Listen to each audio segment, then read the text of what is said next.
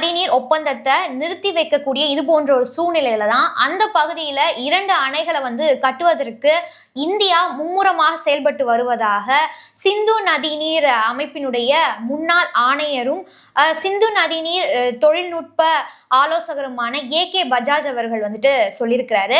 இது தொடர்பாக அவர் மேலும் என்ன பேசியிருக்கிறாருன்னு பார்த்தீங்கன்னா, கடந்த வாரம் ஜம்மு அண்ட் காஷ்மீர் பகுதியில் இருக்கக்கூடிய பஹல்காம் அப்படிங்கிற ஒரு சுற்றுலா தலத்தில் பார்த்தீங்கன்னா சுற்றுலா பயணிகள் மீது பயங்கரவாத தாக்குதல் நடைபெற்றது. இதனைத் தொடர்ந்து பார்த்தீங்கன்னா மத்திய அரசு சிந்து நதிநீர் ஒப்பந்தத்தை ரத்து செய்வது, அதே மாதிரி பார்த்தீங்கன்னா அட்டாரி எல்லையை மூடுவது, அது மட்டும் இல்லாம பாகிஸ்தானியர்கள், அதாவது இந்தியாவில் இருக்கக்கூடிய பாகிஸ்தானியர்களுடைய விசாக்களை ரத்து செய்வது போன்ற பல முக்கியமான முடிவுகளை எடுத்திருக்கிறாங்க.